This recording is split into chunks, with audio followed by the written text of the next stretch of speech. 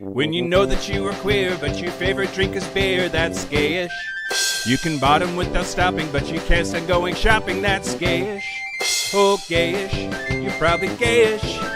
Well, life's just too short for narrow stereotypes, so it's gayish. We're also gayish. It's Gayish with Mike and Kyle. Hello, everyone in the podcast universe. This is Gayish. The podcast that wants you to know if while you're listening, you're not really feeling it, just stick your headphones in harder and deeper. Yep. Just the old force it in approach. The old 1-2. I'm Mike Johnson. I'm Kyle Getz. We're here to bridge the gap between sexuality and actuality. And today we are going to talk about fashion.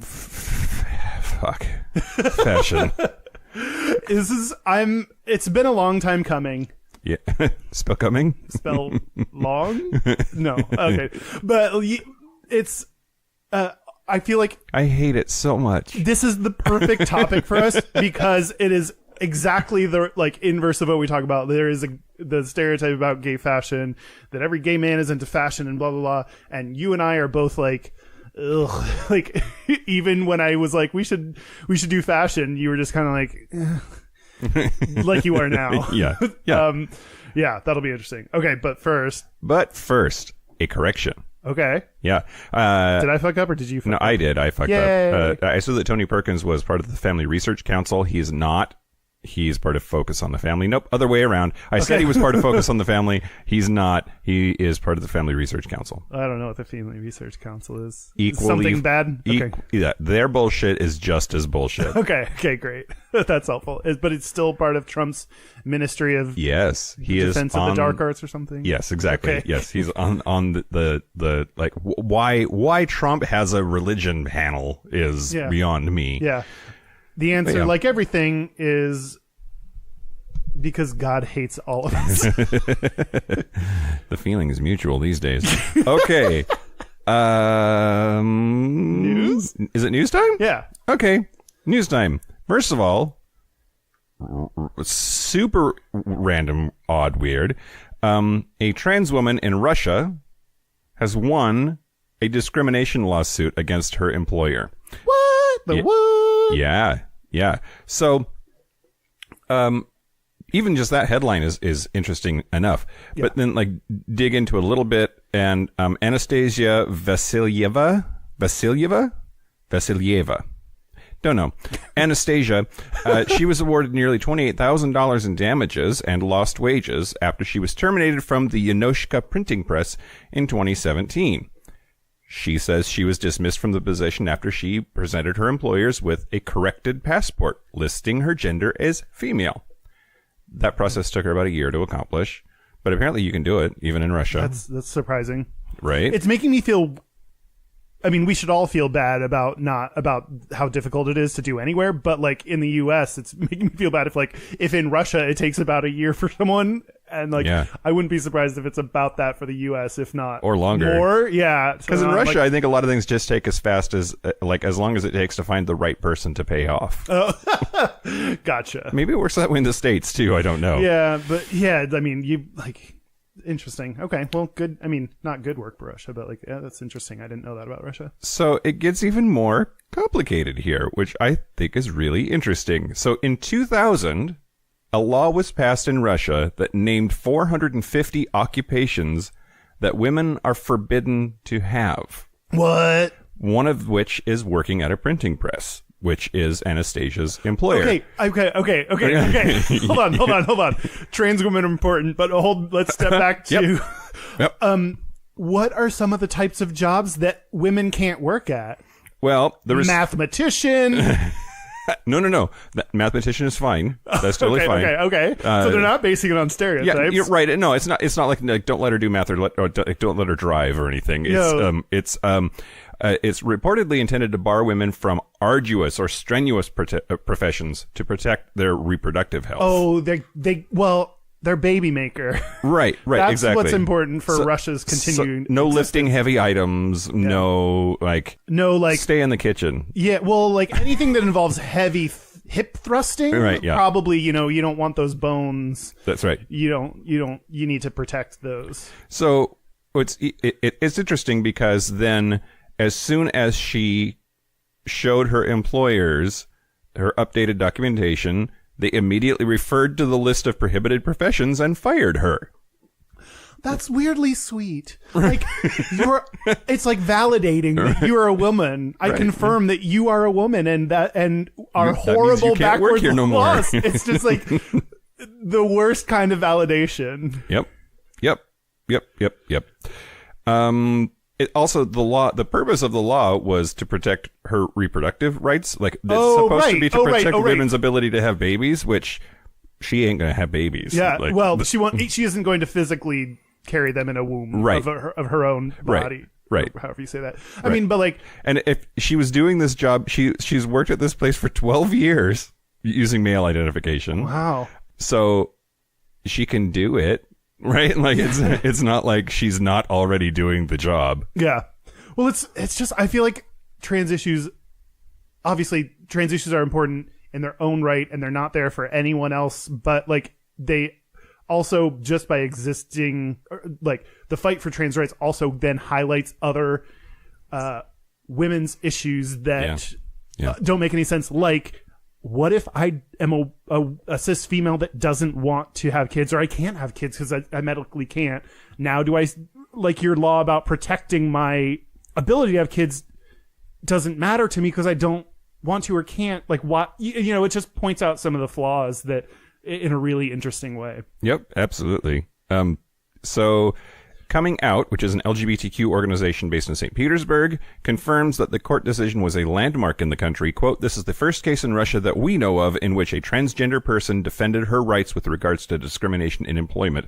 And we hope that this victory will be empowering for many other trans people to follow in her steps." Now I'm worried about the basis for the decision. Is it trans women deserve rights, or is it they believe incorrectly that she is a man and she can work? Like, is it it's this weird in the way, this very complicated way of like, why did she win? And that's important. Well, I don't know. Damn it, Mike. I know. It's almost like I asked you the who wrote this study. Yep. This is my version of that. Yep. News segments are going to get longer and longer as I just try to get you to answer weird, obscure questions that I... Well, so the case has... So Polina Andreanova, the director of Coming Out, adds that the case has implications for both women's rights and LGBTQ equality in Russia. Quote, "Why is the government telling women what they can and cannot do, perpetuating harmful stereotypes about women's role in society as being that of a mother and caretaker? Anastasia's example demonstrates that a woman can choose not to bear children and that the state should not be dictating to her where she can or cannot work." And clearly she can work there. Yeah, it's crazy. Yep. But that language leads me to believe that it was about women should be able to do that job. Yeah. And a good decision in both female and trans issues. Wow, like never. I mean, we talk about stereotypes on every episode, but like right off the bat, you're like coming at like the gayish content, the stereotype stuff, just right up front. Out my face hole? Yeah.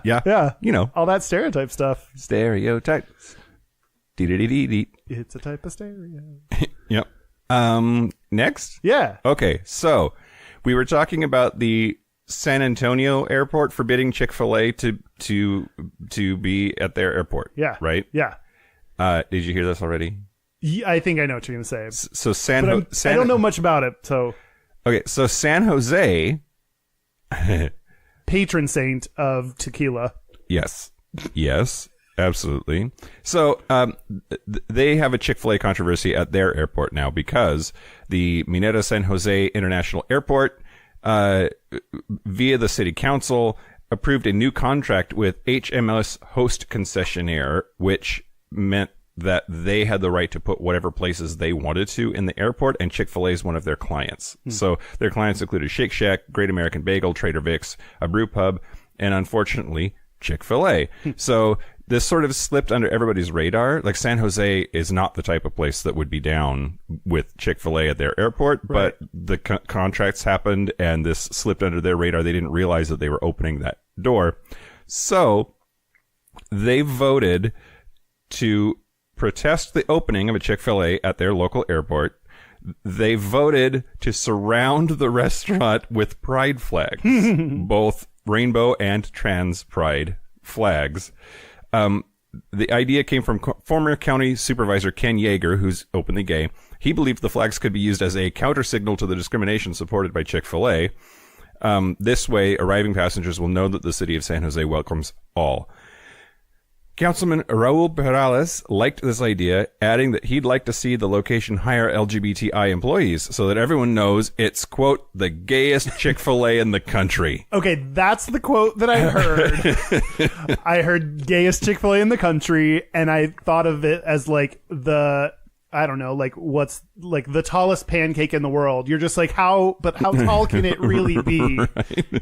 You know, it's just, I had lots of mixed feelings. There's a low bar for gayest Chick-fil-A. Exactly, yeah. exactly. Mm-hmm. Bring one can of glitter with you and it's automatically the gayest Chick-fil-A. Yeah, if you play one Britney Spears song and suddenly, but that's really, I didn't know all the background, so that's interesting. Yeah, yeah. So what do you think about this? Like, this is a very different approach of before. It's been like, let's protest and they suck. Yeah. Like, so I understand the logic behind, well, it's going to exist, so let's gay it up while it's there. What do you think about that? I think that's okay. That's lipstick on a pig. Yeah. Yep. Which isn't good. No. Right? It would be better to just not have them there, but they fucked up and it happened, and so I have to let them off the hook for that. Yeah.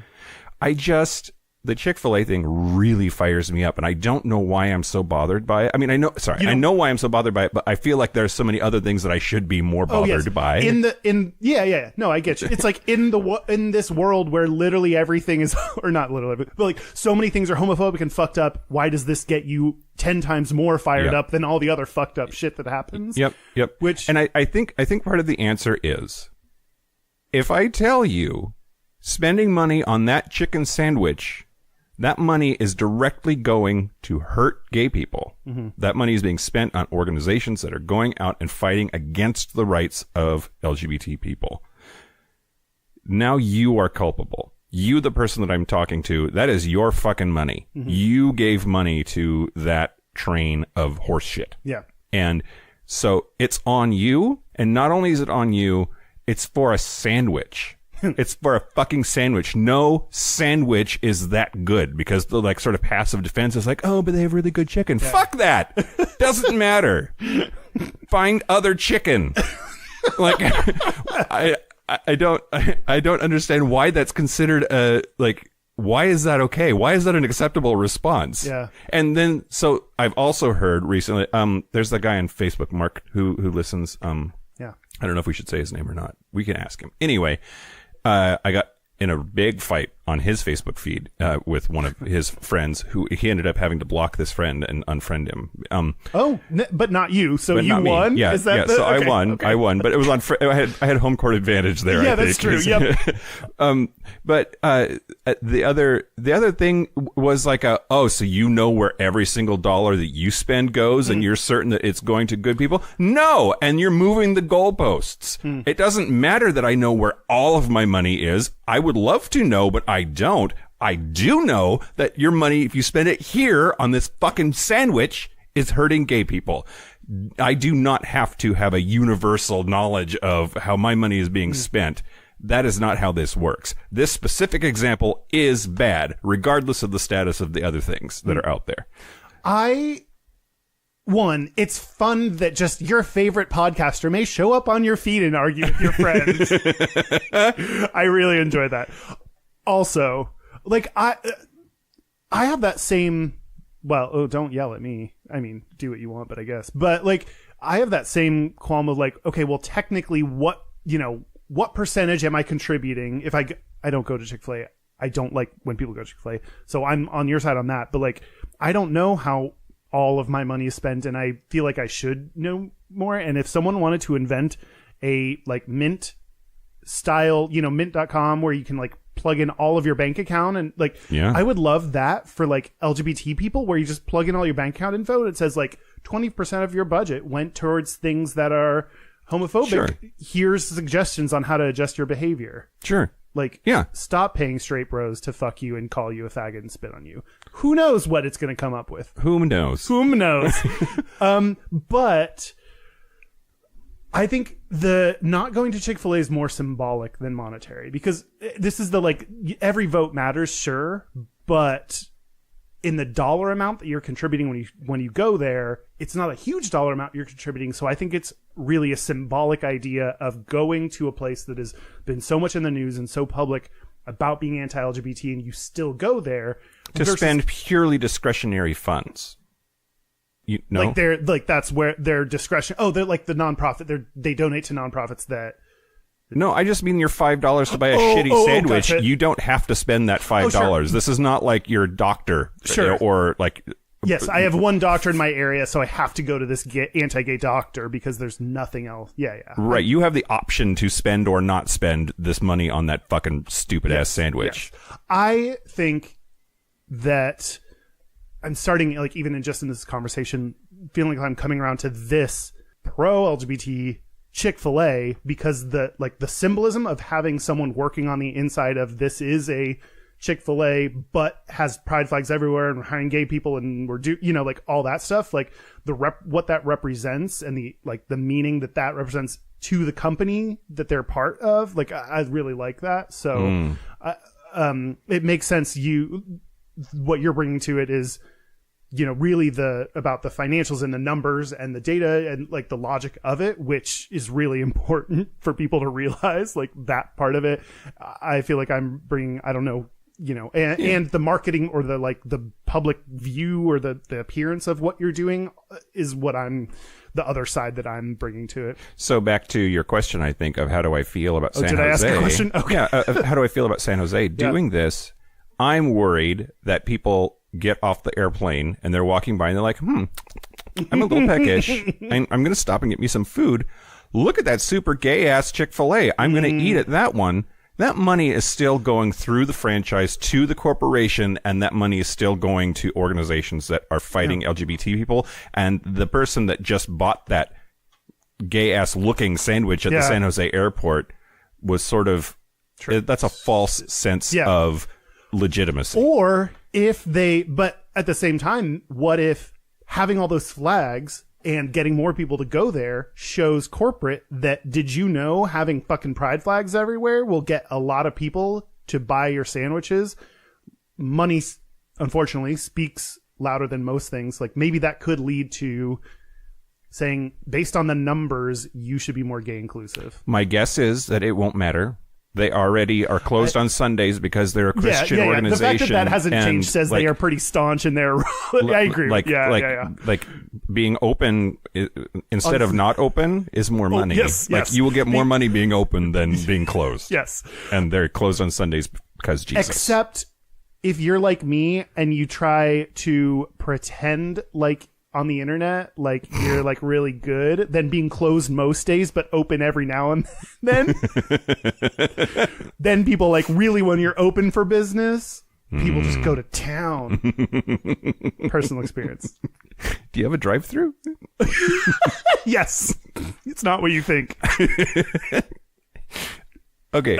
Is that enough about Chick-fil-A? I think so. I think so. Sorry, I just get so worked up No. about it. That's good. I think I think that's good to be worked up about things and good to talk about those things. So, last news item. Okay. It's sort of a duh kind of a thing. But, so this dude, Eugene Ofosu, he's a psychologist, and he, has a method. He did a study and found that anti-gay bias has been decreasing over time. Like, he is like trying to objectively measure the amount of anti-gay bias that is in the country. Mm-hmm. I know exactly what you're going to say. I flagged this as something we should talk about. And then the flag button in my internet, my internet wasn't working and it didn't work to save this article. So I was like, and then it just went, it's like, if the internet doesn't work for something, then it's just like, oh, well, we'll never talk about this then. It took me a while to realize that you meant like an internet, like a email flag. I was thinking like a pride flag. Like you tried to put. No, my rainbow flag hasn't been your working. Rainbow flag it's really just been gray tones, which is odd. Anyway, okay, keep going. Yeah, but actually the decline roughly doubled after Obergefell. So the 2015 Obergefell ruling saying that gay marriage was the law of the land actually significantly helped the People's decline of anti-gay. After bias. Obergefell, people liked gay stuff better, gay rights better. Yeah, the study doesn't say that. The study says that anti-gayness went down. Sure. faster. I'm trying to say it in words that. I just don't know that the corollary is true. It's not that people liked it more. It's just that the people that hated it less. Sure. Yay. Which is just really interesting. And they. So, okay, I read a lot about this before being not able to flag this in my. And then just forgetting about it. But it was also like they looked at statewide legislation and used like once states were okay with or approved same-sex marriage, like people's viewpoints and how those change versus and it's like if it happened statewide before Obergefell, that was actually really helpful versus if you did not yet have same-sex marriage in your state and then Obergefell went through.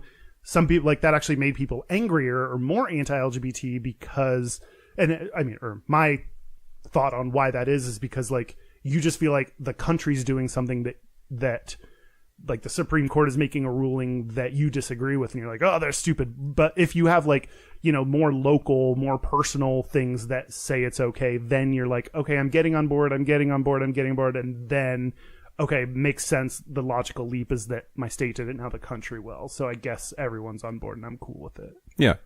Well, the study noted that the exceptions to the trend were states that had resisted equal marriage and then were forced to adopt it after the Supreme Court ruled that they had to.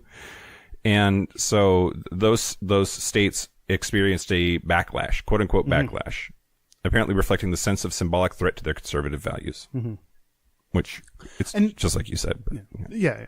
You said it the smart way. Also, hitting the table talking about chicken, I think I broke my finger. Did you? It hurts real bad. Should it be at 90 degrees? No, I'm kidding. It bends. I'm good. What does But I was poking the table real hard while I was talking. I wonder if they could hear that. Interesting. This is me slapping my dick on the table. I don't know if you know. Yeah. It's very hefty. Very meaty. That's the news. That's the news. Do news. Nope. So something. Oh shit! I should have done before the news. What? Wait, you're done with news, so I can do things now? Yeah. Okay. It's your podcast too. Is it? Thank you for acknowledging that. Behind the scenes, Mike's a real bitch about it. He's like, "This is mine." The Mike Johnson presents the Mike Johnson Experience of Gayish. That's what he's trying to get me to change the name to. No.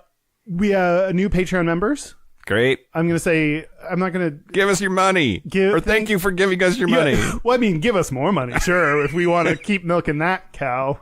Ew, sorry. You didn't say cat. I mean, you didn't say sperm.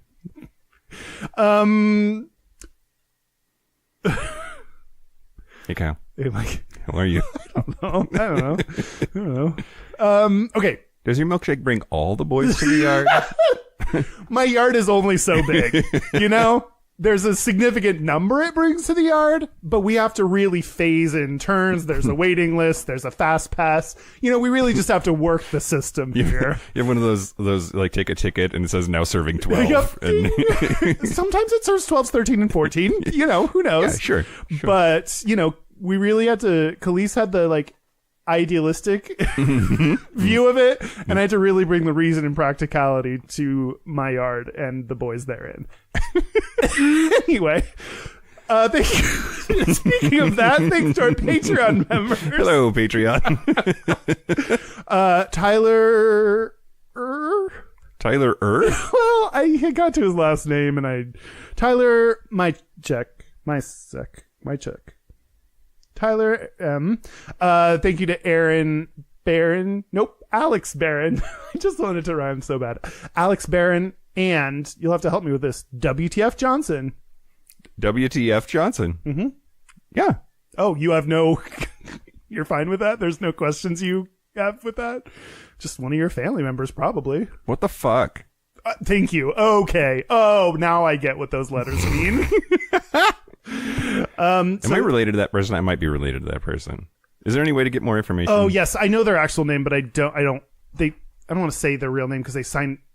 Does it start with an M and they're one of my brothers? No. Okay, it's not one of your brothers. Great. It's a different person. Great. But I want to say people like when people sign up, I want to say the name that they like, not their accent, the name that they write in, because they might not want us to say their. We don't know. It's 100 and fucking whatever episodes in, and we don't know how to handle people's names. Help us out. If you don't want us to say your names, just tell us that. I don't know. Or just they're used to it by now. I guess so. I hope so. Why start? I hope now? you know if you're interacting with us, we may say stuff about you. Anyway, thank you. It's a great way. It's a great segment to say thank you. Thank you for supporting us. And if you haven't checked out our Patreon, they're sweet bonuses Sweet bonuses that you too can wrap your lips around if you just join. Yeah. Do you want to talk about fashion? I mean, you don't want to. Shall we now talk about fashion? I guess. All right, fine. Okay. What I wanted to start with. Okay. Is just this kind of like. What, like. You have a very negative, like very just like you're like ugh about this topic. Like talk to me about like fashion in general in your life and why you're not excited about this. I'm wearing gym shorts and a t-shirt that says, "That's what I do. I drink and I know things," with the Lannister lion on it. Wine stains from last night where I poured wine on myself watching Game of Thrones. And I'm glad it's you, not me this time. Usually I'm the wine spiller on myself. So. And you're wearing a marathon t-shirt for a race you did not run in. I signed up for it, which I think deserves recognition. There's a lot of LGBT rights we need to fight for. I'm fighting for the rights of those who sign up for and do not attend marathons. Yep. We paid money to something. Yeah. You're welcome, cancer. Or whatever I said. Yes. Oh, I was going to actually do this of what are you wearing right now? Yeah. Do you know where your clothes are from? No. Okay. Well, where did you get that shirt? Like on the internet. Okay. You just like, because one day I Googled like Game of Thrones t-shirts. Yep. And this one came up. my t-shirt's from a marathon I didn't run because I'm out of clothes. So I'm getting into the like, the like the bottom of the barrel of like this vaguely fits me and it's a clothing item that like you've already played all of your varsity players. You've played your junior varsity players. You're like these are your C stringers. Oh, I was thinking we went into the bench. No, that's not the right term. I meant we went into the stadium and it was like, who here has once played football?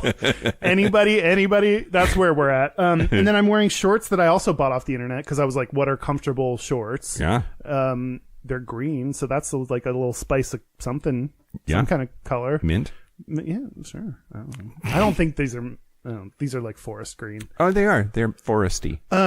You're wearing two new items of pseudo fashionable, moderately fashionable clothing, meaning your writer's hat and your glasses, your horn rimmed glasses. Yeah, I just got new glasses. I did not pick them out. Who did? The gay guy that is at my optical shop. And I was just like, dude, tell me what to get. And he's like, these or these. I was like, okay.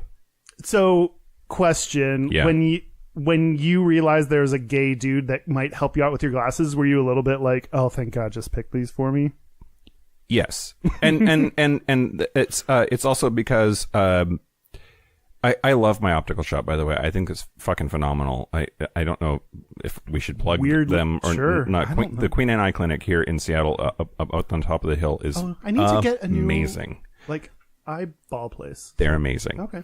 And so when I was there just to get contacts before my trip to Ireland, this queen had lots of opinions, and they were all about people's appearance. Yeah. Like, those make your face look blocky, or that like these make you look brighter. Like, so I knew that this dude was going to give frank forward advice about my selection. Yeah. And he did. Has that always been the case for you in fashion? Like, have you ever cared? Have you always been not cared or not good at it? I don't want to say, like, I feel like maybe for both of us, but more you, because I feel like you try a little bit harder sometimes. Like, it's not like you can't look good or wear nice things. Like, when you want to put on like nice jeans and a button down, and like you can like dress nicely. So like, yeah. But I don't know. Has it always been that you didn't really care? Well, so it's interesting because like fashion, the word fashion really can mean a bunch of different things, right? Like there's just what is your own personal sense of style and what do you buy and how do you put that together? That's fashion. There's also like high fashion, right? Like like haute couture or however they fucking say that. Yeah. Is that how you say it? Anyway, I don't think so. And all the big houses and they're rocking the runway and like you know all this shit. Yeah. Like that there's that other aspect to fashion. So like you're right. I mean, when I decide that I want to care, I'm pretty okay at it. Yeah. Just this past weekend I went out and again because like we're really fishing from the bottom of the barrel to try to get something that I could wear because I have not done laundry in a while. I put on a button down and my jeans, my like regular blue jeans, ripped in the crotch. Yeah. Like that sounds sexy, but it's not. It's just, I think my thighs rub together in a way that violently breaks them or like, so these jeans that I've had for like a month or something now have a rip, like they were my only pair of jeans and they ripped. So now I have these like white-ish like jeans. So I had this like button down. I am being forced into wear things that I think are cuter than what I usually look like.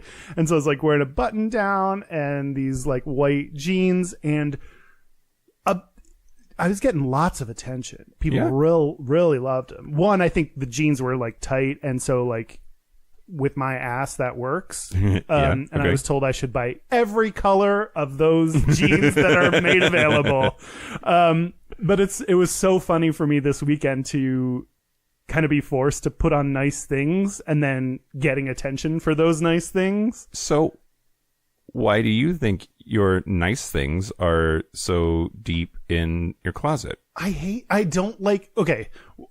Honestly, it's embarrassing to talk about. I feel embarrassed talking about this, but like a big reason is because I sweat so much. Yeah. So the more uncomfortable I feel, the more I sweat, and like button down shirts are not comfortable to me. Like they're tight, and they're like, I don't know. I just don't feel good in them. They're like anything long sleeve, anything that's not short sleeve. I don't like, so part of it that's the opposite of short. You know, I could have had a 3/4 sleeve, which I don't think I have any of those.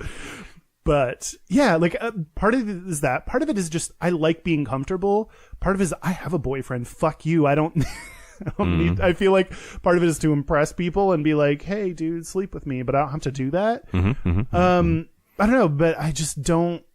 Part of it is being depressed. Sometimes you don't take care of yourself in a lot of ways, including like this is the part of a lot of me is like, oh, I'm rebelling against the idea that you have to look a certain way and fuck the fashion industry. I'm going to wear whatever I want. But like the flip side, the other side is like spending time in yourself and looking and making an effort to make yourself look good makes you feel better about yourself and makes you happier. So like that's what I always discount it and ignore when I'm depressed. And I find these justifications. So another part of it is just, I'm going to feel comfortable and justify that when I'm depressed. Yep. It's hard to care. It's hard to care about anything, but especially yourself. Yeah. And do anything that would improve yourself. Yeah. Even like some of the basics, like showering, like, getting a haircut, doing your hair and not just putting on a hat. Eating food. Well, I'm the opposite. Eating the right food. How about that? Yeah. Okay. Because M&Ms will be gonzos when they'll have a weird long blue nose. Anyway, Gonzo? Isn't he? Okay. Well, do you want to talk about, I can go into like some information or sure. What do you want? What do you want? I don't know. I have something kind of like unrelated to all of this. Why don't you say some stuff? Let's do that. Okay. I'll start with this one then. Okay. I should have realized how much of a queer I was when Marky Mark was in those Calvin Klein ads, and I was like, do things to me, please. Oh boy, those ads. I remember them to this day. Yeah. Yeah. So, and then Calvin Klein more recently with Justin Bieber. Mm-hmm. But more recently, didn't they do Shawn Mendes? Yes. Mm-hmm. And Nick Jonas. Mm-hmm. So I wanted to ask, I'll just ask you, I'm the only one here, so that's really ideal. It's a good thing you want to ask me this. So tell me, Todd, how do you feel about, so Kevin Klein is a straight man. It's pretty rare to be a straight man in fashion. And, Mark Wahlberg is straight. Justin Bieber is straight. Nick Jonas is probably straight. Just because you have dreams doesn't make him gay. Is this gay baiting? Let's talk about gay baiting. Gay baiting and queer baiting, yes, big topics right now. And I think, Shawn Mendes, but more recently, or not more, around the same time, something else that has come up in the gay world, the gay underworlds that I belong to. Billie Eilish, who? Great.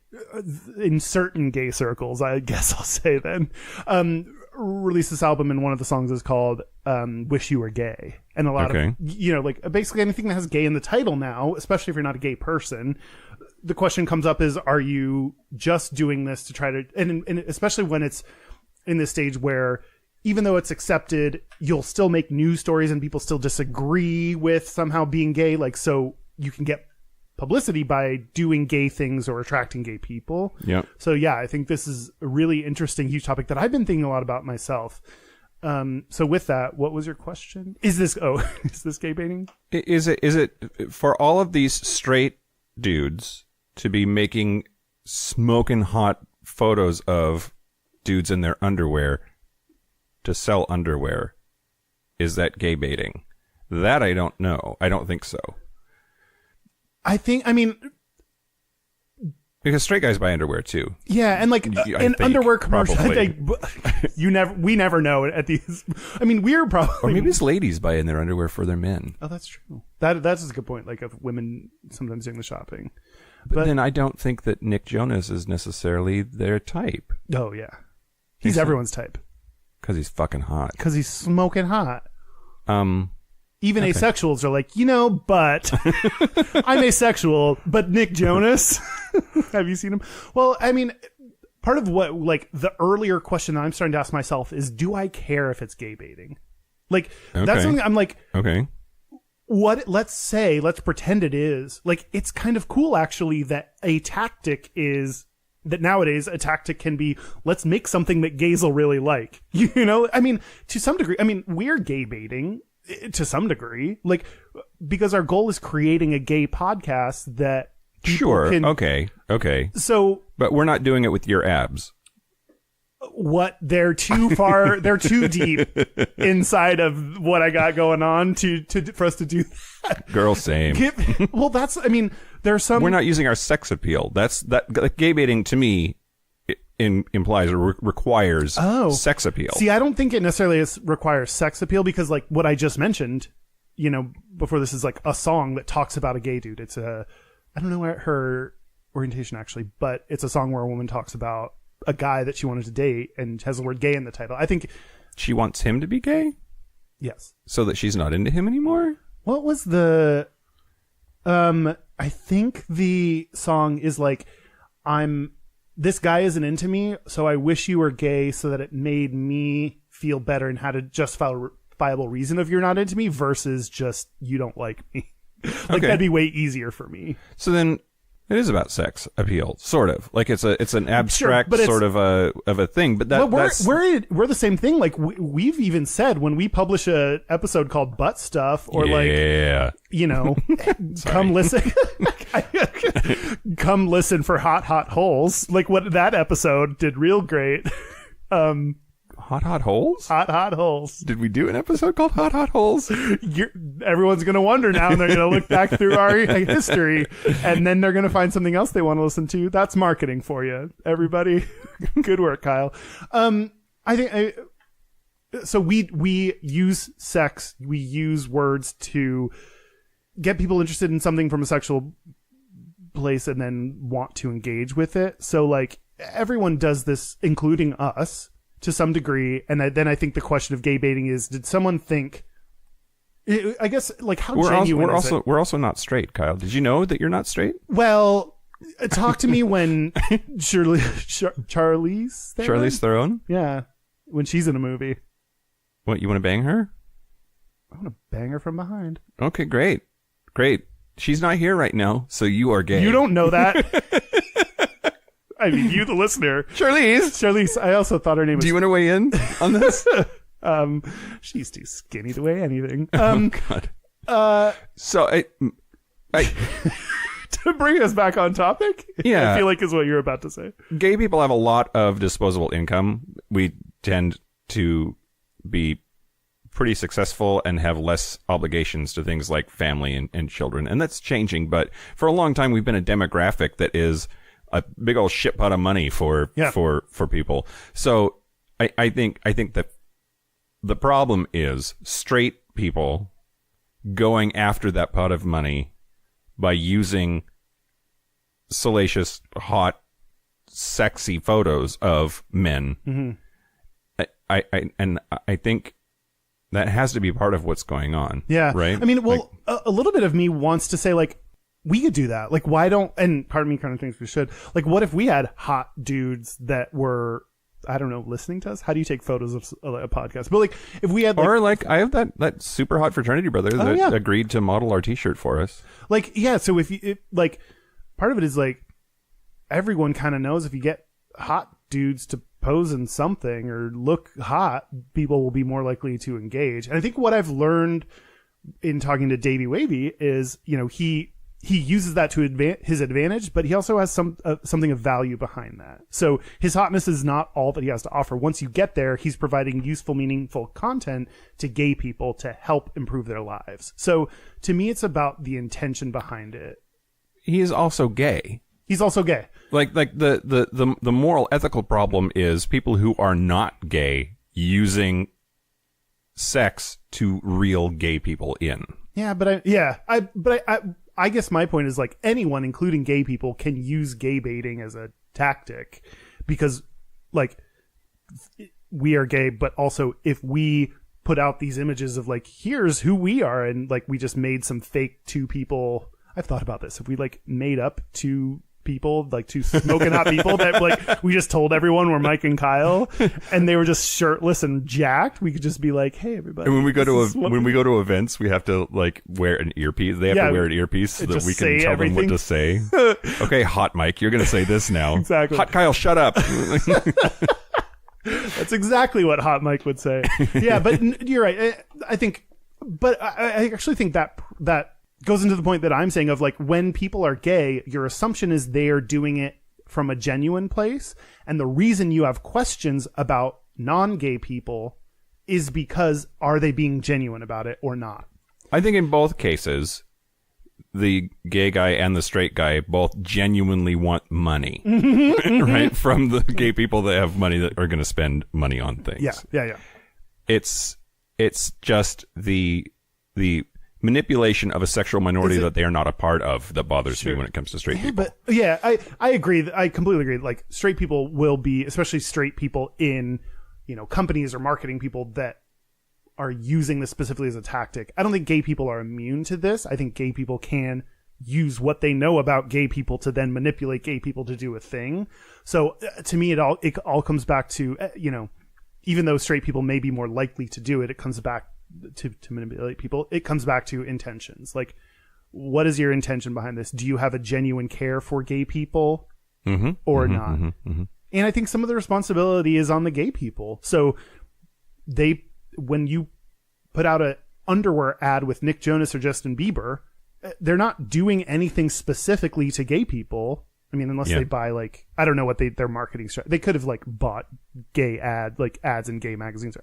But like, ignoring that, just the general idea is a straight dude wearing underwear to sell underwear. So gay people have part of the responsibility Yep. in how they receive this, of like, why is Nick Jonas such a big gay icon? Joe Jonas is arguably just as hot, and why is he not Yeah. a gay icon just the same? So part of the accusations that Nick Jonas had to go through when he was being targeted as a gay baiter, he took a lot of gay roles or gay-ish roles on TV, and so That's true. He showed some like trying to like. And there were all these press releases about like he was hanging out at this gay bar or that gay bar in Manhattan, and he did make a lot of appearances at gay clubs, and he is not gay. Yeah. At least like when I'm awake, he's not gay. That sort he was cultivating a gay audience by taking on gay roles and looking like as much of an ally as possible. And like, yeah, I'm cool. I'll hang out at a gay bar. I don't know.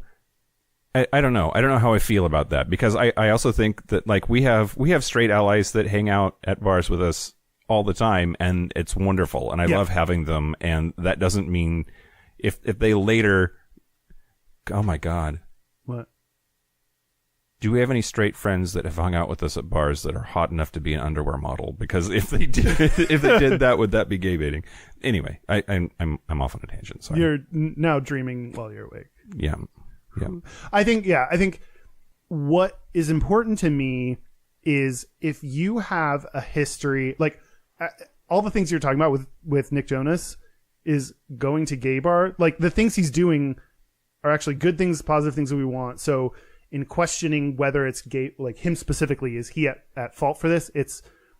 I've seen only positive things for him and gay people. So I think that's good. I think if we can see intentional negative things they're doing, like if Chick-fil-A has this big, I was just gonna say, if Chick-fil-A ends up having like Go-Go Boys Exactly. at a couple of their locations, so that people come eat their fucking bigot chicken, and that bigot chicken apparently tastes so sweet that you have to bite into it. Yeah, it's like if you have a either neutral or positive history with the LGBT community and you're doing gayish things, then great, we should be like, you're cool. If you have shown the opposite and then somehow are trying to target gay people, then we should bring it up. But otherwise, we want people to be actively seeking, talking to, being with the gay community, and I think that's a beneficial thing.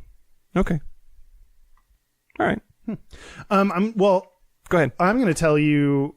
Did we get what we needed out of that segment? I don't know. I'm right now feeling in a very just like I have like opinions and like very philosophical, and I don't know if we're like if it's actually interesting or helpful. I just feel like I don't know. But what I'm going to tell you, do it. Okay, the fashion industry, the fashionistas, the fashionario. What's the fashionario? What's the 4-1 fashion? Can you tell we don't care about fashion? Okay. Should we? Like, are we missing out? Like, if I wonder if I tried to make myself care, if I would then actually like really care. See, that's the thing. Like, I don't think anyone should make themselves try to care about a thing that they're supposed to. Because it's like with rugby. I gave zero fucks about rugby, and then I go and watch one rugby match with a hot Scottish guy, and now I'm like suddenly into rugby. Well, right. Well, because you didn't make yourself. You just naturally were. Because look at them. All right. Because you have eyes and can see dudes.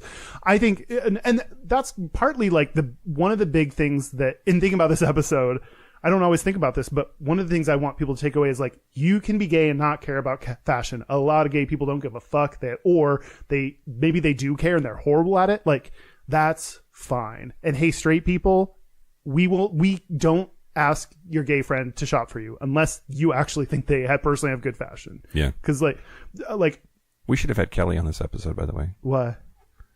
Because she is the only straight person on a lesbian softball team and has a degree in fashion design. She has a degree in fashion design? Yeah. Oh, good for her.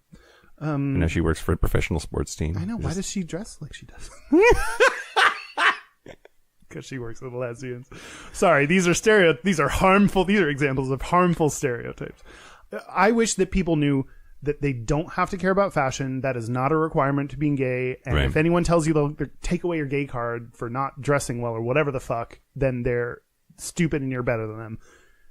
What I think separately, though, you and I kind of touched on, is taking care of yourself can include fashion, and you are not trying to like give into that like you can care about what you wear in your own way, and that makes you feel better and healthier and happier. So that's the part that I think that's the piece that I wrestle with. Yeah. I don't wrestle with, I don't care about my clothing and stop trying to make me. I don't care. I know I'm gay. I know, like, I just don't care about it. Yeah. Do you wrestle with wrestlers? This gets into my dreams. Our Venn diagram of dreaming is wrestling with Nick Jonas. Yeah. That's the overlap. Yes. Yes. Can you imagine? Yes. Is one wrestling move called the penetrator? Yep. They just stick it in and they won? Yep. I won too. Okay. The fashion industry. Fashion industry. No, let's talk about not. This episode is going to be 10 minutes of fashion, an hour and a half of not fashion. Nick Jonas and what his boner might look like. Oh, I bet it's think beautiful. Slightly curved. Yes. Not a lot, but just a little, just enough. Yeah. To touch a place inside you that you've never been touched before. Yeah. That's what I said about my priest. Okay, so Do you think he has foreskin? I think he has 5 skin. Great. Okay, the fashion. Have I not started this even though trying for the past 5 minutes is because neither of us care about this? Yeah. That might be it. Okay. Is Nick Jonas circumcised? Yahoo answers. Why does Yahoo Answers know? Who on Yahoo Answers is answering this question that knows? This is great. Yahoo answers, is Nick Jonas circumcised? I can't tell by looking at his pants. Girl, if I had a nickel for every time I've been thinking that. We don't know. Nick Jonas is circumcised, according to Ross, who provided a link as a source, which is not loading. Which, I wish. open and shut case, I think. Oh, circumcised, for sure. Oh, I want to be loaded. Do you think it's like a Schrodinger's dick? He is both circumcised and uncircumcised until I put my mouth on it. Okay. The fashion industry. This is the topic. We care. Okay. You know, I started looking up information about fashion and, being a gay man. I was trying to figure out how many gay people actually work in fashion versus the stereotype. And Oh, yeah. I didn't find that information. So if you were excited and interested, then sorry. I had a tab open that said, are there any straight people in fashion? Yes. Okay. So, Well, yes, I can answer that. Well, Calvin Klein, for one. yeah. Yeah. So I started with this New York Times article that was written in 2005. And actually, whoever makes clothes at Old Navy, clearly straight. Whoever their designers are, or like Tommy Bahama. Yes. Yeah, like straight old dude. Like Yeah. he's like, white people love this shit. Okay. By this New York Times article by Eric Wilson. And so in 2005, they were talking about, here are a couple of the stats that they just mentioned, that, no specific research or numbers, but things that can give us some guidance. The I thought I was having a stroke. Turns out it was you. You might, I don't know. The Council of Fashion Designers of America. The CFDA. CFDA, as we all know. They are made up of people that have applied for membership in, like, all the big names are members of this group. So it's like an important fashion industry group. In 2005, at least, they were 121 women, 156 men, and okay, that was, I don't know, that didn't help answer the. How many of them are gay? Yeah, I don't know. So Great. that didn't necessarily Good help segment. my plate. But also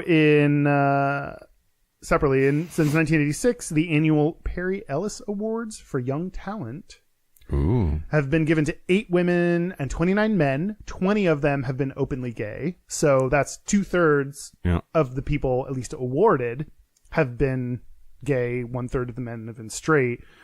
So Okay. that alone says to me, like, I would just assume that they'd like over-index towards giving it to gay men. So they're probably at least a third of men, I'm going to venture a guess, are straight, if not more. Or lying. See, I think that's a harmful stereotype. Okay.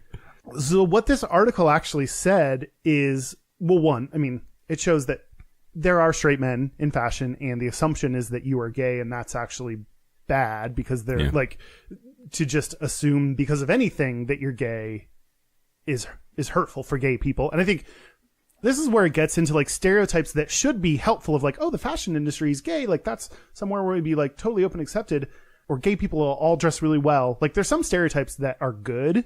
Asian people are good at math. That's exactly what I was like. Yes. And it's like, why should that be bad? Like, oh, there's this really good stereotype about you or whatever group you're in. I think the harmful piece of it then comes with like you and I, where then there's this expectation that because of this quality about yourself, you should be good at this and you're not. And then you feel bad about if you're an Asian kid that's not good at math, how horrible must you feel about life? Yes, exactly. Like the fact that I am terrible at fashion, it's just like, how could you not put together an outfit? Like I took you shopping and really we're walking into, Target. Like I thought, so like I love shopping at Target. That Mary-Kate and Ashley Olsen collection. I don't know any collections, but anyway, the point I'm trying to make is somewhere we'll find it. Oh, so in this, even an industry that seems more gay male dominated, women are still underrepresented in fashion. Yeah. So if you pay attention, part of the reason I got confused is because actually this is about women. Like of the CFDA, 121 women, 156 men, so more men in that group. But if you look at now, this is today's numbers. So article recently, 85% of graduates from some of the major fashion schools are women. Oh, wow. 14% of major brands are run by a female executive. Is that more or less than companies in general? Because there's like only one Fortune 100 company that has a female CEO or something ridiculous like Probably. Is it Yahoo? She's not really repping too great for them. Yeah. Because she's dumb. It's not because she's a woman. She's just a dumb person, Marissa. Anyway, I'm in digital. Anyway, when I was researching this, it was really interesting to see this. You would assume, one, that everyone's gay, so they're not, but also that you would assume because they're so progressive in the fact that it's fashion, so it's gay men, that there are still issues of the patriarchy, misogyny in this industry that hold women back. Women are not getting paid the same amount. Like you just, I don't know. There's this assumption that all these social issues go together, but they don't. And gay men, just as much as straight men, need to be mindful of women in the workplace and making sure they're equally represented and equally paid. And let's see, in that 2005 article, so a while ago, but Tara Subkoff, a avant-garde fashion designer and artist, said, quote, "Gay men stick together like a band of brothers. It's more common for a man to bring up a younger assistant." So women do have a hard time, like even though a lot of the women entering the fashion workforce are women. Wait. Most of the women are women. Because a lot of them are women, even though a lot of them are women, a lot of men still get promoted and women don't have those executive level jobs. So I just think it's really interesting to see that these issues are pervasive, and no one, just because you're part of one identity doesn't mean you get to claim superiority over other social issues. Yeah. I learned something today. You did? Yeah. What's that? That you, when you get bored, you're real good at saying yeah? That most women in the workforce are women. It's just a truth that we all need to be aware of. Yeah. Fashion industry, get your shit together. Yeah, like good work, but also don't stop trying. Also, all industries, get your shit together. Yeah, everyone just nut up and get a woman in. That's not necessarily the slogan that they should use, but Yeah, we'll work on it. Okay. what do you want to say other things? Yeah, I Okay. would like to talk to you about the Supreme Court case, Okay. Iancu v. Brunetti. Okay, this is probably not at all where anyone interested in fashion thought any of this is going. Yep. Because we're not talking about. Okay. Do you remember French Connection UK shirts? Yeah, FCUK. FCUK. Yep. And it looks like fuck. Yeah, but it's out of order, so it's teehee. But your brain goes, that says fuck. Yep. And I do it remember doesn't. And then people like wearing their shirts like that to high school classes, and the teacher being like, you can't fucking wear that. And the kid being like, but it doesn't say fuck. It says, eh. And then like they make Susie change her clothes, and then she goes home crying. And Yep. then her mom and dad come in, and they're like on her side, even though maybe she shouldn't be, because she was being a bitch and trying to make a scene wearing that shirt to class. And okay, so Susie, this is for you. So this case was just decided today and is about a fashion brand. So topical, so relevant. Yeah. Wow. Called FUCT. Okay. FUCT. Got to be pronounced fucked, right? That is the brand. F cut. Okay. No, FUCT. It looks like fucked. Like the letters Oh, yeah. are Sorry. I switched him in my head Yeah. even. Okay. Yeah. F-U-C-T. FUCT. Got it. So it's fucked. It's fucked. Yeah. And then the best part was all of our Supreme Court justices had to hear this case and talk about this case and not say the word fucked, because that's what's on the shirts. That's Lol. that's what's on the brand. So This is giving me flashbacks to when Britney Spears came out with the song If You Seek Amy? and all the news stations were like, she released a song called If You Seek Amy. It was so funny Yeah. listening to them talk about it because they couldn't. Yep. So Chief Justice John Roberts How does Ruth Bader Ginsburg feel about fucked? Well, I'll get to that. Okay. Chief Justice John Roberts described it as the, quote, vulgar word at the heart of the case. Mm-hmm. Justice Sam Alito called it the word your client wants to use. Justice Stephen Breyer called it the word at issue. Mm-hmm. So there's a federal law that says that officials should not register trademarks that are scandalous or immoral. The trademark office denied the request for fucked to get a trademark. Eric Brunetti, who is the artist behind the brand, says that that law actually should be struck down as unconstitutional because it's a restriction on speech. Well, also, I can see that for sure. And also, like, the interpretation of what is immoral. Like, gay people have been considered immoral for a while. So, like, who decides what's immoral? So, Yep. it seems like a challenging law to enforce or enforce fairly. Yep. Malcolm Stewart, who is the lawyer that argued for the Trump administration, said that the law is not a restriction on speech, but rather the government declining to promote certain speech. Because denying a trademark is not saying you can't say that. It's saying you just can't have government protection for a trademark because Anyone can say FUCT, FUCT, and you don't get protection on the royalties from that shit. Right. So, Interesting. The Trump organization arguing against what The right was to considered trademark? what was considered the right to free speech. Like it's just interesting. The many sides and faces. yep. So, the case wasn't decided today. The case was argued today. So we have that to look forward to. The Trump lawyer also went to great lengths to not say the name of the brand, calling it, quote, the equivalent of the profane past participle form of a well-known word of profanity, and perhaps the paradigmatic word of profanity in our language. The artist formerly known as Prince. the word formerly known as fuck. How do we say this without saying it? That's hilarious. I didn't understand the second half of that, which is fine, but Perhaps the paradigmatic word that's where I got. of profanity in our language. The paradigm Like, of it's profanity. the most Yes. profane. Okay, got it. Which cunt is the most profane. I don't know why. That's true. That's the worst word.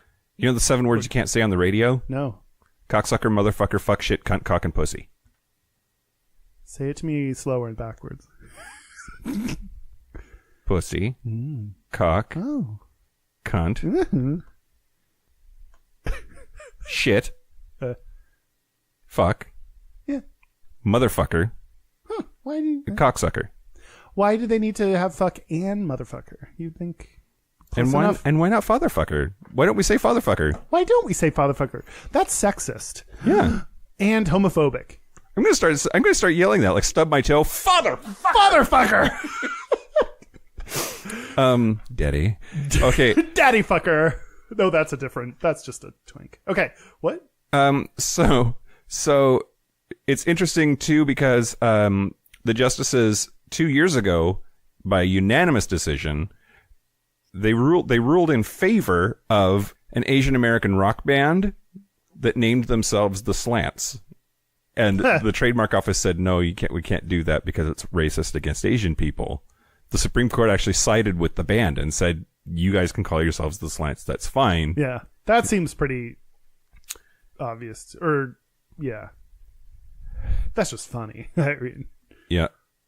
Justice Ruth Bader Ginsburg noted that the trademark office has refused to register some trademarks both by saying they are scandalous and, ironically, too confusingly similar to something that is already registered. For example, the office refused to register FUK T for being scandalous and immoral, but also said it couldn't be registered because it was too similar to PHUKIT, which is a trademark. so it's too similar to something. Well, shouldn't that similar thing be immoral and scandalous or whatever? Exactly. Exactly. So they like this one example, it got both. It's too close to something that already exists, and it's vulgar. And, man, Ruth Bader Ginsburg, that's what I was hoping from her. Bringing the truth. Yeah. This is why I own 7 mugs about her. That's all, I guess. What? I don't know. I have this interesting dilemma going back and forth between, like, the fact that we have, when we create offensive words or people or immoral things, then that just puts this weird societal pressure or like just creates these arbitrary rules that then leads to things like, oh, you can't wear this, you can't be gay, like I just feel like I don't like that idea, but like at the same time I don't know that you should walk around saying fuck to kids, like what's the why not? I'm a hardcore liberal on the ridiculous side of it when it comes to free speech issues. I think that words are just words. Yeah, but they're not. They carry no further power than that. They do, though. Objectively, they do. They do carry further power because our society had the word fuck. Objectively, if you study people's reaction to the word fuck, sure, people have different reactions. So you're right that words are words, but they also they have a emotional response that is measurable. Okay. So? Well, yeah, I'm just disagreeing with your point that the words are just words. They're not. But then there's Jebju tvoju mats, right? No, you did not just have an emotional reaction to that because those words are just words. Yeah. It's the meaning that you ascribe to them. And by the way, I just said in Russian, I am right now fucking your mom. That's the current. So you're lying now. No, my point is you can. We have to be real about I think you're, of course, logically all words represent a meaning and blah blah blah. But realistically, we know that words are categorized as bad words, and to pretend the word fuck means nothing more than having sex with is silly. There's something bigger and societal there. Okay. Okay. I also, the one thing that I can get behind is you can't yell fire in a crowded room. Yeah. Because that is going to immediately incite a survival instinct in people who then are going to trample each other to death on their way out, fleeing from a fire that doesn't actually exist. Okay, fine. Yeah. If I say, fuck you to a 6-year-old, it might upset them. It might upset their parents. But have I actually caused any damage that should be legally protected, that should be legal recourse? Yeah. Yeah, this is what I struggle with. It was I think I'm on your side. That 6-year-old's a cunt. That's really that 6-year-old's fault. Actually, if we're 6-year-olds, Supreme Court says you cannot be a cunt. No, I agree with you. The point you're making of like, why do we have certain words that feel bad to us, and we should be able to say words, and like we're just giving them so much power by what are we talking about fashion or games? Right. I don't know. Okay, never mind. I mean, words are. This is what happens when you don't care about the topic. I'm like, okay, fashion. Let's see what's going on in the news. Let's see what's going on. And like, oh yeah, I'm talking about fashion, but not at all. I just want to talk about the Supreme Court not saying the word fucked. Yeah, also, as a podcast that likes funny things, that's hilarious. I'm trying to not say the word fuck. The profane past participle form of a well-known word of profanity. That quote alone is worth it. It's worth all of what we've done. I don't know if I want to talk about. I don't. Oh wait. Okay. No. Do you have more? Yep. I'm gonna make up. No, not about that. We can move on to another topic. And then, do you have one for Patreon? Yes. Great. Which, if you were on our Patreon, you would get to hear. Haha. Okay, so I'm going to try to make some points back then. Like, if I just by not caring about fashion have totally fucking ruined some fashion person's or day. Or your expectation of what this episode was going to be. Project Runway, which I have heard of, and I've even seen. I said the name. That's got to be some points right there, right? Def fashion points. Yep. I watched like the first 5 or something seasons of it, so like I really enjoyed the show, even though I don't care about fashion. So Heidi Klum and Tim Gunn, he gay, they're no longer on the show. Oh, really? Yep. They now have model Carly Kloss and previous winner Christian Siriano. That's one of the most popular, famous Project Runway winners. Yeah. But yeah. So Mimi Tao. Yeah. Yes. Mimi Tao is Project Runway's very first trans model. Oh. The show premiered last month. Heard about this, and yeah. But yeah. So, first of all, Project Runway, with the stereotype of like the queers love fashion and super involved in fashion, and there's been like so many gay people on Project Runway, right? Yeah. Not like Tim Gunn. Yeah. When I was reading my stats about like the fashion industry, it was like 9. It compared like in Project Runway, like 9 out of 10 men were gay. Like that's a stat they like included, which is interesting. But this is season 17. They went 17 seasons without having a trans model on. This is okay. Going back to our previous conversation. Yeah. Okay. I think this is a good example where I myself asked, yes, this is Project Runway, so it's gay. So like, I'm on board. They're coming from a gay perspective. This is Bravo, like gay everywhere.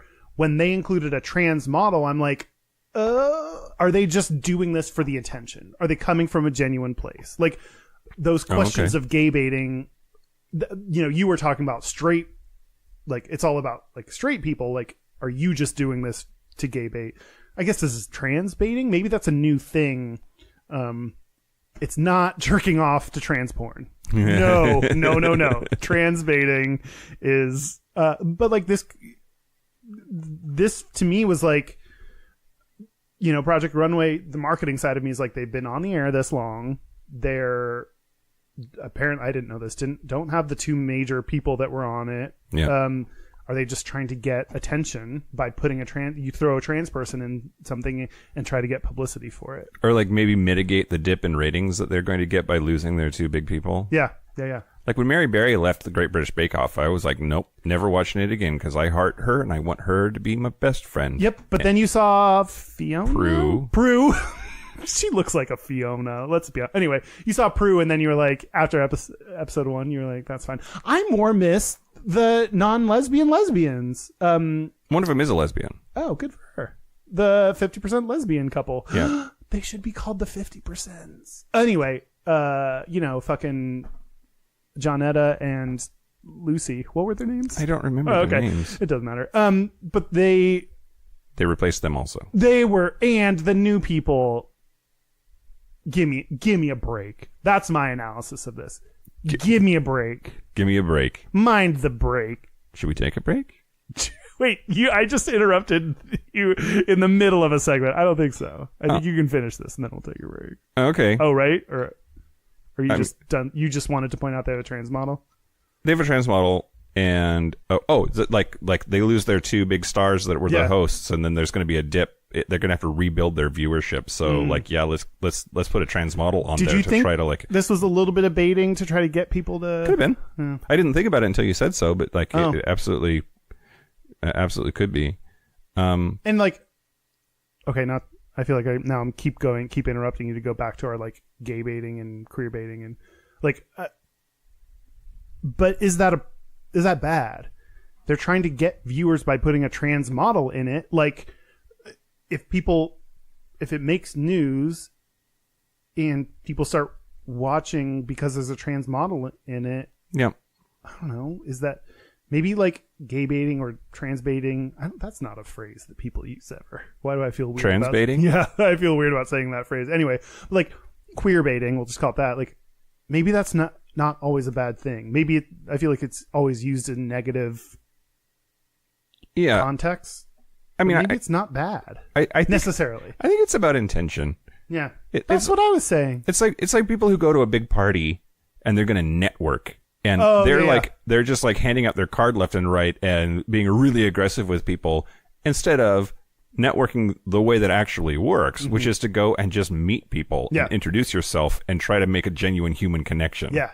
Like, I think that maybe this is just, hey, let's put a trans person on because we want to raise trans visibility, and there's a great conversation to have about the lack of trans visibility, especially within the modeling community.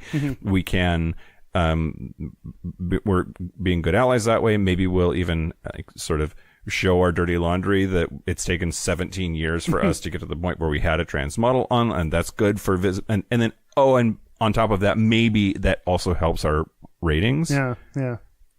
That could just as easily have been what happened as, we lost our 2 people. We have to do something big and splashy so that we can make not lose our ratings as much. Hey, go find a trans person. Yeah. We're going to use them. Yep. Exactly. Yeah. I totally agree. It's so hard to find that intention. That's what I feel like. That's why there's even a debate at all, is because you can't really know that intention. And that's why gay people that's why you're focusing on, and people in general focus on the straight people. It's because it's like, there's more of a question of like, do you really mean it, versus gay people. You tend to mean it. Even if you're doing something that is seemingly gay baiting, it's like, well, it's probably coming from a place of good intention. And back to fucking Chick-fil-A. We know their intention. They have stated it. They give us your money for our stupid bigot sandwiches, and we're going to give some of that money to organizations that are going out to harm gay people and their rights. Yeah. That we know why they're doing what they're doing, and it's fucking evil. Yeah. So don't help them. Yeah. I feel like we need to talk about more fashion things. Mike, what's the most fashionable thing what's the current fashion trend you care most about right now? Pass. Passing? Pass. No. I know. No, do we need to? I feel like we need to talk about fashion more. Okay. Are you ready for this? You're not ready for this. Nope. Okay. Fucking Tan on goddamn Queer Eye needs to knock it off with the French tuck. That's horseshit, and I hate it, and I fucking hate it. Wow. And he needs to stop it and stop trying to make it happen. It's not going to be a thing. We're not going to have fetch. It's not going to be a thing. Wow. Okay. You are making a bold. I'm nervous. Yeah. That you're making of all the things that you've said on this podcast, you going against the French tuck? Yeah. Whom are you? Why? No, tell me why. I have eyes, and I can see that it looks ridiculous, and I hate it. You don't like the French tuck? No. What's the French? The French tuck is when you just tuck in the front part of the shirt. And you let it hang out on the left and the right. But I feel like was cool. Last time I remember this was cool, I was like in junior high. Like it wasn't cool then either, just so you know. I looked good. It puts your dick really in. Well, okay, so part of it is like, here's my vag. Yeah, everybody look. Packages going on here. It looks sloppy and it looks stupid, and he does it to every single person. Every single person. That and the like flipping up the on your sleeves. Yeah. You like flip up the top. It's like nowadays it's like before you leave, you got to flip up the edge of your sleeves and tuck the front of your. That's one piece of fashion that I am not happy about. Do I? Well, I mean, I almost talked about Queer Eye, but I didn't. But Yeah. like again, this takes away from the actual fashion aspect, which is what I was trying to do and be like, get into like the idea of a bunch of gay men going around and fixing your life, including your fashion. I mean, less emphasis on the fashion this time around, but before that was like a lot about your looks, and now it's, Karambo is. There's no B in his name. I know, I and can't. when you say it, it sounds so racist. Does it? But I mess up everyone's name. I know. It would be racist to get his name right. I would like to argue. All right. Great. Black people named Karambo. Let me know what you think. God, it just sounds so terrible. Okay, go ahead. I just don't like the idea of five. I get, in general, I know this is a positive thing for the gay community to have this show, gay people helping, making connections with genuine people, and like, I just think 5 gay people going around being like, hey, we're gay and we're going to fix you. Like, when I watch that, I cry, sure. Almost every episode. Sure, yeah. But like, also part of me goes back to this like stereotype of fashion. Like, I feel worse about myself for how I look in my fashion and how my apartment is. And like, I am not this ideal version of gay that says I am so good that I can go around and fix you all. Yeah. Like, nor is that my role as a gay person. Right. And like, I can't. Which is funny because of how many people write in saying that we help them. Stop being helped by me. Stop it. I didn't want that. No, but like, what's different, I think, is they go around with this idea of perfection. Like throw out all of your shitty clothes and only have good clothes. Like, only, you're making shitty food. Let me, keep making shitty food because Anthony needs to do shit. But like, it's the idea of like bringing perfection. Like, gay people come around saying, hey, be perfect. Like, and this, I think that we need to show gay people are not perfect and they're flawed and they're fucked up. And that's what I want. Like, I feel like actually part of how we help people says you can be gay and be all kinds of fucked up.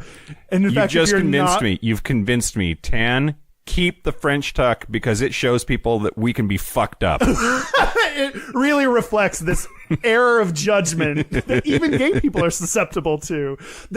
What you said actually that spoke to me is like, the fact that he does it to every person means this is his personal choice, that he doesn't know how to, like, not every person can do a French tuck or should or looks good on, or like, if you think literally every person should do that, then you're not good at fashion because not every person has to have the same trend or whatever. I think it was the first episode of season 3 that's out now. Tan said something. They're into 3?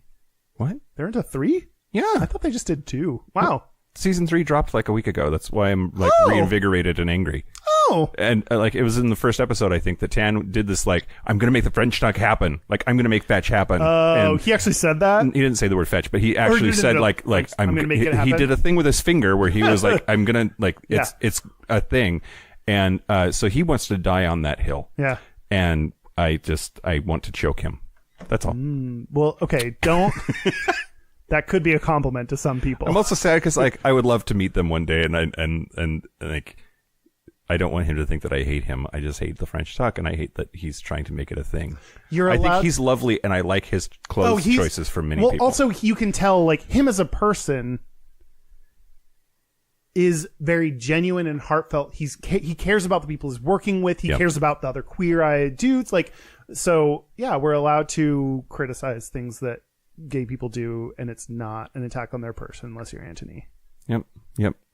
And even I'm on Team Anthony. No, I know. I've been now that I joke, like the more I've been thinking about Anthony specifically, the more I'm like, my anger at him is like directing all my anger at hot people because I don't think I'm hot. So like it's my insecurities that I'm then projecting onto other people. The more I've thought about it, the more it's that. And sure, we can talk about like whether he can make good food, or whether, or the fact that he always takes out part of this. I was like, when I was researching for fashion, it was like, Anthony strips to his underwear for this ad. And I'm like, he strips to his underwear for Tuesday. Like, let's not, like, that's not a newsworthy, let's not go out and promote that that's a really interesting thing. Yeah. Anyway, but I do think that objectively he seems like he cares about his friends. He's trying to help these people. He listens to them.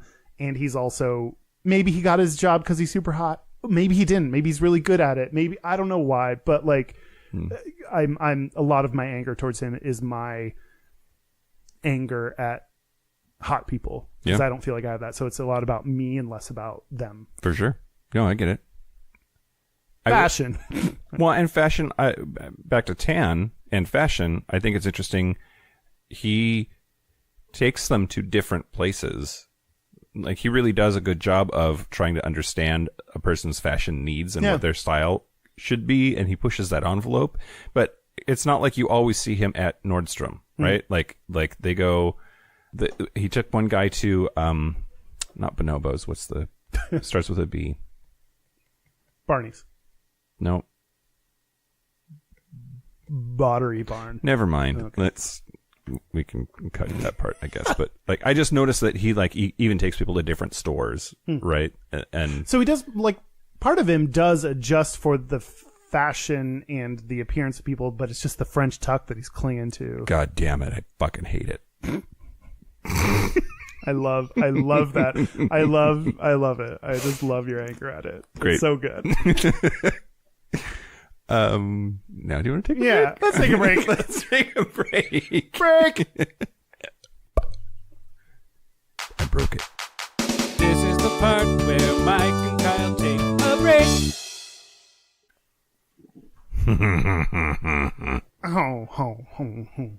Okay, are we back? We're back. We're back! We're going to do our gays and straightest. We're going to do our gayest and straightest, but first, Kyle, I'm sorry you made yourself cry. It's that, but first, sorry you cried. I don't, hey, check out Patreon if you want to get real sad I was going to say in a good way, in a weird way. I don't know. Yeah. I don't know. As we just recorded our Patreon thing, and I just feel real weird about it. Mm-hmm. Just because I was like, it's like a slot machine. They never know what they're going to get. Am I like a slot machine? Mm-hmm. Oh yeah. Because you can put it in me anytime? Yep. Okay, great. And pull the handle. And pull me. No, it was really, I talked about Kate Spade, which has been a news story I've been avoiding, and then just started, she's related to fashion. Yeah. I don't want to think about that too much, because then I'll start crying again. I didn't cry. Anyway, find us. Where, Mike? Yeah, our website is gayishpodcast.com. What do I do? All of our social media is at Gayish Podcast. It's Twitter, Instagram, Facebook, YouTube, and Instagram and Tumblr. And Twitter. No, we don't. Tumblr was canceled. Our hotline, you can send us text messages and leave us voicemails. It's 585-5-GAYISH. That's 585-542-9474. Standard rates apply. Best closing ever. Our email is gayishpodcast@gmail.com. Yeah. Should we do our gayest and straightest? Let's do our gayest and straightest. Okay. Mine, which I had locked in. I don't often have them locked in this early, but I knew what it was. Okay, my gayest thing is we can talk about this, right? We organized a first read through of Shakespeare, the new podcast that we're working on, that you wrote. Had a table read for the season 1 for Romeo and Julian. Mm-hmm. Julian's a boy. Mm-hmm. Mm-hmm. It's different than a girl. And really awesome. I'm really excited about it. But I was planning it, and so I had all these, like, it's just like when planning an event, I feel like I'm good at that, because it's like, okay, I want people to, this is it's work that, like, we want them to do. So let's give them alcohol, but we don't want them to get too drunk. So let's bring food. Okay. I want to have music when they come in. Like, I just had really specific ideas about this, pretty small event, quote unquote, event that I was doing. And so in that entire process, I was like, I could be an event planner, and that is pretty gay. Gay. We need to get you a clipboard. Oh Like, my that god, would, I would dominate with a clipboard. I don't know, or do gays right now, like, I feel like event planner gays probably have an iPad. Okay. Sure. It doesn't have to be, I have an iPad and it's not charged, and it doesn't have to be turned on, but I just want to hold the iPad and press it sometimes. Oh, yeah. And then if someone asks me for something, I want to press on the iPad and then say, we just can't make that work. I think iPad as a fashion accessory is perfectly acceptable in this context. I love it. And then it would come with like a cute little case that I put it in and drape it over my shoulder. Okay, the straightest thing is that afterwards we had a lot of extra beer and I bought pretzels. Did you know? I don't know, Mike, if you knew this thing. Pretzels and beer together is great. They're so good. You eat one, you have some of the other, and it's good. It's good. Did you know I was like eating and I was like, this is good. Who are you and what have you done with Kyle? I don't know. It was very confusing. I might like pretzels and beer together. Great. Yeah. We'll have a whole episode about that maybe. Our next episode called Pretzels and Beer, sponsored by Rolled Gold. I was going to say whatever that pretzel people are, and you knew it. Wow. Have they been paying you on the side this whole time? Yeah, but only you're not supposed to know that. Okay, but only in pretzels. Because I'm gonna go solo. Go solo. Mike's solo career sponsored by Pretzels. Okay. What about you? So the straightest thing about me, I think, is this hat. Do you think this hat is straight? I No. think, really? It comes off. Is it gay, or is it sexuality neutral, stereotype wise? I think it's because it's so different from anything you've worn. I never wear hats. This is the only hat I have ever owned. I think that's like what I'm still adjusting to. Okay. Maybe it's gay because it's something about your appearance that you might be like working at. Oh, I just think I think it's straight because it's like what old dudes in Ireland wear. Like you see these. Oh, 100%. Like you like look like you're British or someone that thought they're British or something. Yeah. We'll post it to Instagram. You guys can weigh in. Yeah. But I'm calling it my straightest. Okay. And you can argue with me. Sure. And then the gayest thing about me this week. So on Saturday night. Is that right? Yeah. Saturday night, I was supposed to meet some friends out at a bar, and I did the, like, okay, I'll see you guys at, like, just a little after 10. Mm-hmm. And then, but I said that I implied that it's because I needed to get ready. I was already ready, and I headed to a hookup. I think that, like, I think being late because you were boning is kind of a gay thing. Oh, yeah. Not the fact that I was having gay sex. It was just the fact that, like, I need to go in this hookup. And it's not even like a hookup with like when like you're in a relationship and like the two of you ended up fucking before dinner. Like that's even different than like I had to go hook up with a dude. Yeah, I'm late. Sorry, I'm late, guys. I was fucking. Grinder was blowing up or whatever. How was it? Okay. Okay, fine. I think. You twisted my thumb. I think I told you some of this. You told me that was kind of weird. I don't know why. I had a really, really hard time focusing, and for me that makes it impossible. Like my ADD really is a fucker when it comes to my sex and sex drive. And he had Seinfeld on his TV like in the background, and I was too. So I don't know why I didn't just ask him to turn it off, but like we're trying to get freaky, and I'm listening to Elaine talk to George about George Costanza, about God knows fucking what, because it's Seinfeld. When should they get their like how much should they tip on a salad that they didn't like or something? Yes, exactly. There are more sexual sitcoms that could be playing in the background. Okay. Seinfeld, one of the least sexy. Of the 30-minute sitcom. I couldn't bone to Frasier. No. I couldn't bone to, like, Cheers. I couldn't bone to maybe like... But the hilarity of boning to Cheers and then, like, as you're leaving, like, patting him on the ass and saying thanks for being a friend, like, that would be hilarious. It might be worth it. I think that's the Golden Girls you're thinking of, but... Shit! where everybody knows your name. Yep. You're like, say my name. Know my name, bitch. It's Cheers. Know my name. I don't know. Just call him Norm. Oh, goodness. Yeah, that's it. So a special... Special thank you to Michael Johnson for writing our theme music and loving to promote himself. Yeah. No, it's just natural now to say the things we're used to saying. Thank you to all the straight men that have just been dealing with this really difficult oppression being in the fashion world. We couldn't relate to what it's like being straight in a world full of gay people. Yep. Thank you to the San Jose people for coming up with the idea to have the gayest Chick-fil-A in the country. Gaying it up. If you don't like what you got, make it gay. Yeah. And thank you to Nick Jonas, because thank you. Gay baiting or not, we're all baiting to you, Nick. Yep. Sell me your shirt. Don't wash it. Okay. Yeah, that's it. This has been Gayish. I'm Mike Johnson. I'm Kyle Getz. Until next week, be butch, be fabulous, be you. See you next week. See you next week.